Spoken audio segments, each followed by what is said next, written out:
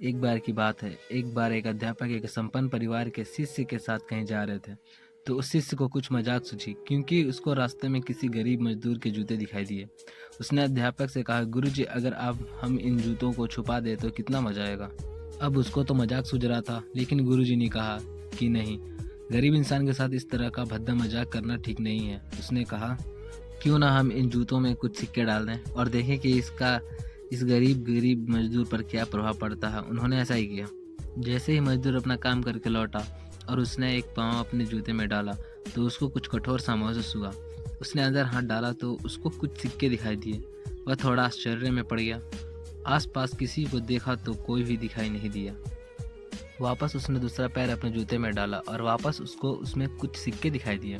अब दोनों जूते के सिक्कों को उसने अपने हाथों में रखा और प्रभु की तरफ इशारा किया। हे प्रभु, पता नहीं किसने भले मानुस ने यह सिक्के मेरे जूते में छुपाए हैं, लेकिन जिसने भी छुपाए हैं उसको मेरी दुआ है, ताकि इन पैसों से मैं अपने बच्चों और पत्नी के लिए कुछ खाना और दवाइयाँ ला सकूँगा।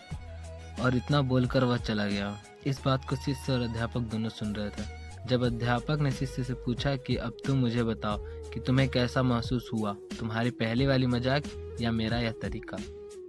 तो उसने कहा कि गुरुजी, मैं आपसे क्षमा चाहता हूँ। अब मुझे समझ आ गया है कि सच्ची खुशी किस चीज़ में है। जब हम किसी की मजाक उड़ाते हैं तो हमें कुछ पल का आनंद मिलता है, लेकिन इसमें हमें बददुआ मिलती है। लेकिन अगर हम किसी की मुश्किल परिस्थिति में मदद करते हैं और जिसकी भी हम मदद करते हैं उसको भी नहीं पता कि हमने उसकी मदद की है, लेकिन अंदर ही अंदर हमें पता है कि हमने उस इंसान की मदद की है, यह सच्ची खुशी है।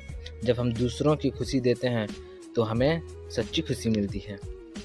इसी तरह खुशियाँ बांटते रहिए, लोगों की मदद करते रहिए और दान करते रहिए। जिसके भी आप काबिल हों, जितना भी आपसे बन पड़े दान करें, लेकिन दान जरूर करें।